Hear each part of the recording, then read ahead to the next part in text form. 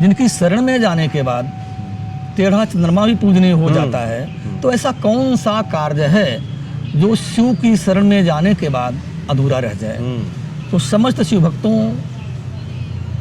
को ये बताना चाहूँगा कि असाध्य से असाध्य बीमारियाँ, कठिन से कठिन कार्य, अधूरे पड़े हुए आपके जितने भी कार्य हैं, शिव की शरण में जाने के बाद वो समस्त कार्य अपनी पूर्णता को प्राप्त हो जाते हैं। जोगिया सबसे निराला सखी रे, जोगिया सबसे निराला, जोगिया सबसे निराला सखी रे, जोगिया सबसे निराला, ओ जोगिया सबसे निराला सखी रे, जोगिया सबसे निराला, जोगिया सबसे निराला सखी रे, जोगिया सबसे निराला।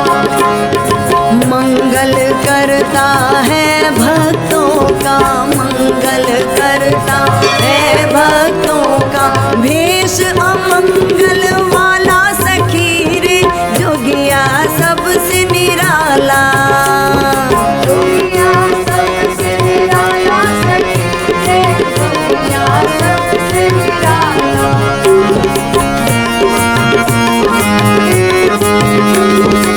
बाघंबर मृगछाला शोभे, शोभे सर्प की माला सखी रे, शोभे सर्प की माला, शोभे सर्प की माला सखी रे, शोभे सर्प की माला। चंदा चमके गंगा छलके, शोभे रे नयन विशाला सखी रे, शोभे रे नयन विशाला। जय सिया राम, हर हर महादेव। गोस्वामी जी रामचरितमानस में लिखते हैं कि इच्छित फल बिनु शिव अवराधे, लहिय न कोटि जोग जप साधे। इच्छित फल, व्यक्ति की मनोकामना तो तभी पूरी हो सकती है जब भगवान शिव प्रसन्न हो जाए। सांसारिक सुख तभी मिल सकता है जब भगवान शिव कृपा कर दे, नहीं तो व्यक्ति कितना भी जप कर ले, तप कर ले, कुछ भी कर ले, उसे सांसारिक सुखों की मनोकामना पूर्ति तो नहीं हो सकती। सावन का पवित्र महीना चल रहा है, अभी पहली सोमवारी आने वाली है। पूज्य पंडित जी हमारे सामने उपस्थित हैं, आदरणीय डॉक्टर गिरीश मिश्रा जी, स्वागत है आपका। जय श्री राम। और भगवान शिव साक्षात यहाँ विराजमान हैं। पंडित जी, हम चाहते हैं कि इस सावन के विशेष अवसर पर भक्तों को आप शिव जी की महिमा से पहले परिचित करा दें, और उसके बाद राशि के अनुसार क्या उपाय होने चाहिए ये भी भक्तों को बता दीजिए।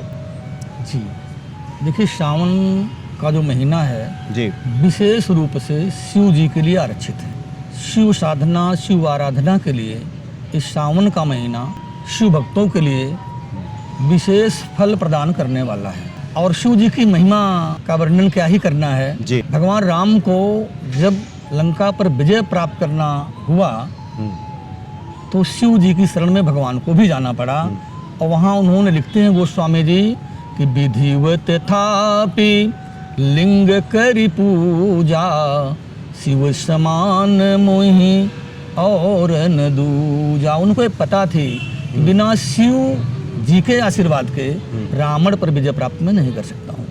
तो शिव की शरण में भगवान राम को भी जाना पड़ा। और तो और जो गंगा के बेग को अपनी जटाओं में धारण कर सकते हैं, जो चंद्रमा की शीतलता को समाहित कर सकते हैं अपने मस्तक पर, और जिनकी शरण में जाने के बाद लिखते हैं गोस्वामी जी मानस के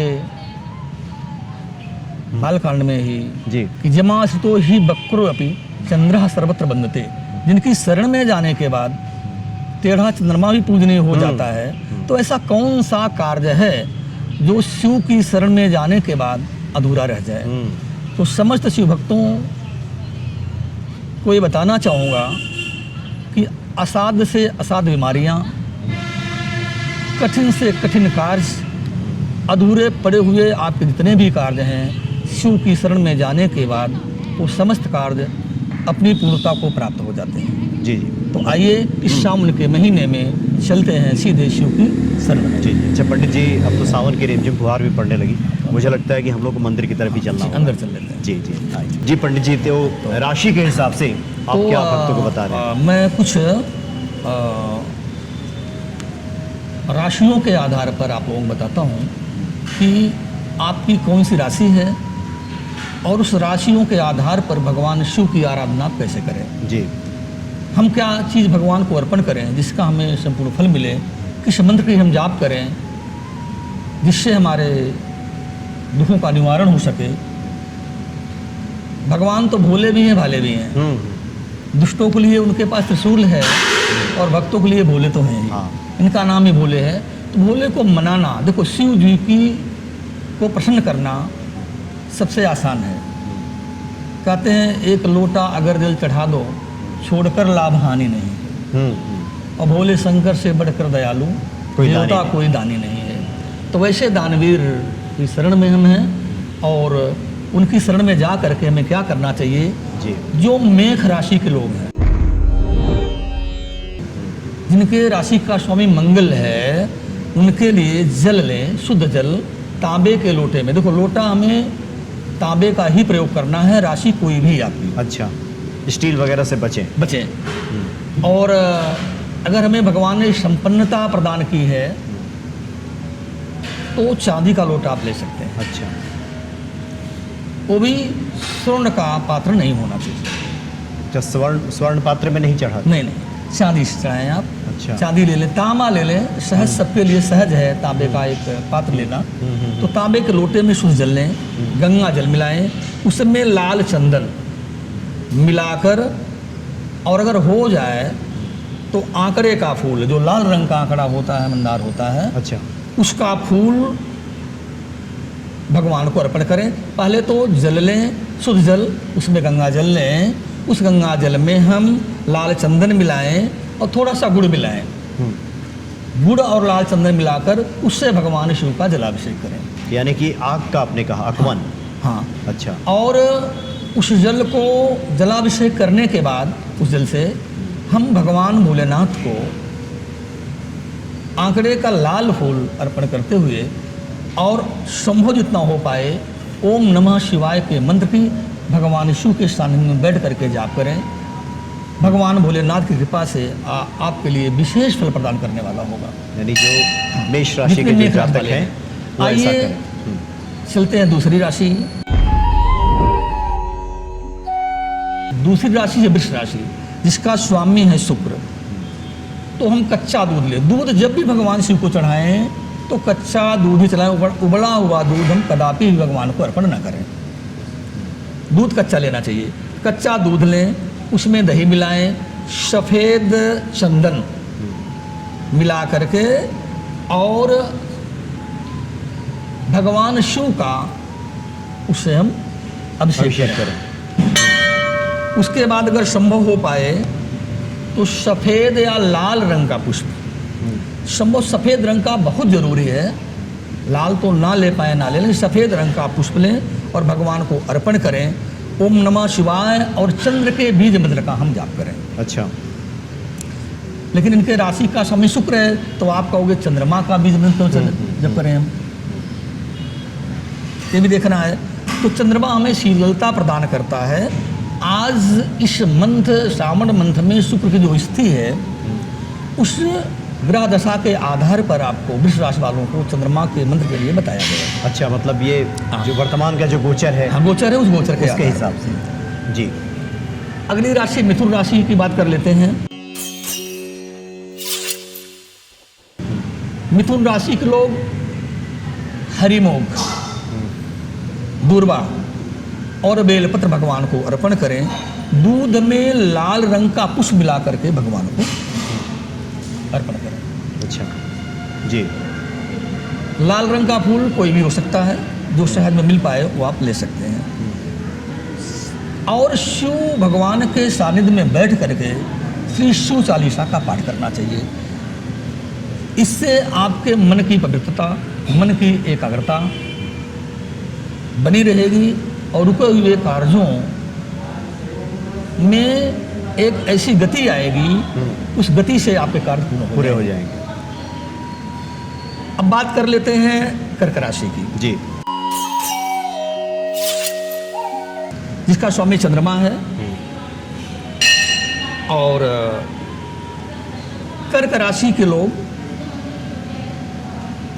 भगवान को कच्चा दूध तो चढ़ाएं, लेकिन कच्चा दूध में गंगा जल, सफ़ेद फूल और चावल मिला करके जब अच्छत कहते हैं। जी, मतलब हमारे यहाँ तो एक कजरी गाते हैं कि अक्षत धूप कपूर दीप धूप कपूर दूब दधि अक्षत और बेल की पाती। अच्छा। तो अक्षत कहते हैं चावल को, जो टूटा हुआ ना हो। टूटा हुआ साबुत चावल लें, कोशिश करें कि साबुत चावल हो। उस साबुत चावल के साथ में कच्चा दूध, गंगा जल उसमें मिलाएं, यानी गंगा जल में दूध मिलाएं, उस दूध में दूध कच्चा हो, चावल मिलाएं और सफ़ेद फूल मिलाएं, मिला करके भगवान का अभिषेक करें जी। और भगवान शिव के सानिध्य में बैठ करके हम शिव चालीसा का पाठ करें। इससे आपके समस्त कार्यों को बल मिलेगा। बुद्धि की तीव्रता के लिए आपको विशेष फल प्राप्त होगा इससे। जी। और जितना संभव हो सके ओम नमः शिवाय के मंत्र की जाप करें। अब पांचवी जो राशि है, हमारी राशि सिंह राशि सिंह है। राशि। सिंह राशि का स्वामी सूर्य है और सूर्य को प्रसन्न करने के लिए सिंह राशि के लोग गंगा जल में गुड़ और शहद और लाल रंग के कनेर का पुष्प मिला करके उसमें सीधा भगवान शिव को अर्पित करें और भगवान शिव के सानिध्य में बैठ करके सूर्य के मंत्रों की जाप करें, ओम नमः शिवाय की जाप करें। अच्छा। तो सूर्य देवता प्रसन्न होकर के आपके राशि को बल प्रदान करेंगे। बात करते हैं अगली राशि की, कन्या राशि की। कन्या राशि का स्वामी बुध है, तो हरि मोर दुर्वा बेलपत्र भगवान को अर्पण करके और जितने भी कन्या राशि वाले के कन्या राशि के जातक हैं उन जातकों को भगवान शिव का रुद्राभिषेक कैसे करना चाहिए? गन्ने के रस से करना चाहिए। अच्छा। व्यापार वृद्धि, श्री और लक्ष्मी की प्राप्ति अवश्य प्राप्त होगी और भगवान शिव के मंत्रों की जाप, ओम नमः शिवाय के मंत्रों की जाप करें, लघु मृत्युंजय का जाप करें बैठ करके, जितना उसको उतना करें। मतलब और ऐसा नहीं जहाँ कहीं बैठ जाए, शिव सानिध्य में करें। अच्छा, तो कन्या राशि वाले लोग गन्ने के रस से विशेष तौर पे बिल्कुल विशेष तौर से अभिषेक गन्ने के करें। रस से अभिषेक करें। आइए बात कर लेते हैं तुला राशि की, जिसका स्वामी शुक्र है। तुला राशि के लोग भगवान शिव को इत्र अर्पण करें। इत्र बड़ा सुगंध बढ़िया वाला इत्र लीजिए, सफेद चंदन लें और संभव हो सके गाय के दूध से निर्मित घी हो, सुगंधित और सफेद पुष्प मिल जाए, श्वेत पुष्प लेकर के भगवान शिव को उससे अभिषेक करें, उनका अर्पण करें। देखिए ऐसा नहीं जल से अभिषेक होता है, अलग अलग चीज़ों से भगवान का अभिषेक होता है, किया जा सकता है। पुष्पाभिषेक भी होता है, पुष्प से भी। हाँ पुष्प भी। तो सफ़ेद पुष्प विशेष तौर से सुगंधित सफ़ेद पुष्प मिल जाए, इत्र हो, सफ़ेद चंदन हो और गाय के दूध से निर्मित शुद्ध देशी गाय के दूध से निर्मित घी हो, उससे भगवान शिव का अभिषेक करें और जितना हो सके भगवान शिव की शरण में बैठ करके महामृत्युंजय मंत्र की जाप करें। जी, ये तुला राशि वालों के लिए विशेष तौर अब पे बात करते हैं वृश्चिक राशि की। जी। तो तांबे के लोटे में शुद्ध जल लें वृश्चिक राशि के लोग, उसमें लाल चंदन मिलाएं, अथवा लाल चंदन ना मिल पाए तो भस्म मिला करके, अगर दोनों उपलब्ध हो जाए तो सोने पर सुहागा है। लाल चंदन और भस्म मिला करके उस जल से भगवान भोलेनाथ का, शिव का जलाभिषेक करें। जी। मिल पाए गुलाब का लाल फूल अथवा कनेर के लाल फूल को अर्पित करें। लाल कनेर जो आता है भगवान शिव को अर्पित करें और भगवान शिव की शरण में विराजित होकर के ओम नमः शिवाय की यथासंभव जप करें। अच्छा, मतलब इससे विशेष फल की प्राप्ति होगी। लाल कनेर भी आता है, लाल कनेर भी आता पीला है। के साथ साथ लाल आता है कनेर, पीला कनेर भी आता है, सफ़ेद भी आता है। सफ़ेद कनेर भी आता है। तो कई प्रकार के कनेर आते हैं। कोशिश करें गुलाब का फूल और लाल कनेर उपलब्ध हो जाए, विशेष तौर से लाल कनेर का फूल तुला राशि के लोग, वृश्चिक राशि के लोग भगवान शिव को अवश्य अर्पण करें। जी। आगे बात करते हैं धनु राशि की, जिसका स्वामी गुरु है। तो धनु राशि के लोग तांबे के लोटे में शुद्ध जल लें, दूध लें और उसमें केसर मिलाएं। केसर मिश्रित करके और संभव हो सके पीसी हुई हल्दी, शुद्ध हल्दी पीसी हुई उस जल में मिलाएं, दूध में मिलाएं, थोड़ी केसर मिलाएं और पीले फूल उसमें डाल करके उस जल मिश्रित दूध, हल्दी, केसर और गुलाब का पीले फूल मिश्रित करके, कोई फूल पीला मिल जाए, कनेर का मिल जाए, कोई मिल जाए, गेंदे का फूल विशेष तौर से ले सकते हैं आप। धनु राशि के लोग गेंदे का फूल ले लें, मिला करके भगवान शिव का उस सामग्रियों से मिश्रित दूध और जल से भगवान का अभिषेक करें। विशेष फल की प्राप्ति होगी और विशेष तौर से भगवान शिव की शरणागत हो करके एकाग्र मन से शिव गायत्री का जप करें। जितना हो सके शिव गायत्री का जप करें। इससे धनु राशि वालों के लिए शुभता प्रदान होगी। अच्छा, आगे बात करते हैं मकर राशि की, जिसका स्वामी शनि है। तो मकर राशि के लोग शुद्ध जल लें, ना दूध लें, कोई बात नहीं है, शुद्ध जल लें, गंगा जल मिश्रित जल ले लें, उसमें काले तिल मिलाएं, बेलपत्र मिश्रित करें, उसी में थोड़ा समी पत्र डाल लें। अच्छा। और डाल करके भगवान शिव का उस जल से आनंद पूर्वक जलाभिषेक करें और भगवान शिव के सानिध्य में बैठ करके जितना हो सके महामृत्युंजय मंत्र की जाप करें। देखो, शनि ग्रह के जो गुरु हैं वो भगवान शिव हैं। शनि को जो कुछ प्राप्त हुआ है भगवान शिव की शरणागति से ही प्राप्त हुआ है। तो विशेष तौर से जिन राशियों पर शनि की 7.5 चल रही है वो भी इस उपाय को कर सकते हैं और भगवान शिव के सानिध्य में बैठ करके मन को एकाग्र करते हुए महामृत्युंजय मंत्र की जाप करें और ना कर पाए महामृत्युंजय तो लघु मृत्युंजय ओम ह्रौं जुं स, इस मंत्र की जितना हो पाए यथा संख्या में जप करें। इससे जीवन की जो कठिनाइयाँ हैं, जो कठिनता है जीवन में, जो आपके अड़चने आ रहे हैं वो दूर हो जाएंगी। अच्छा जी। आगे बात करते हैं कुंभ राशि की,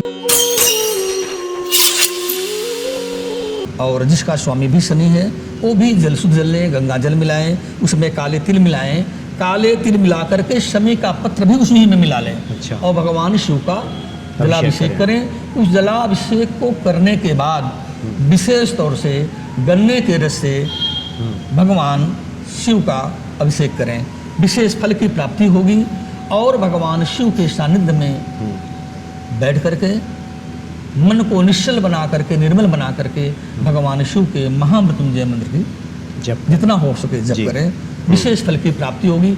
आइए बात करते हैं आखिरी अंतिम राशि से हम पाते हैं मीन राशि, जिसका स्वामी गुरु है।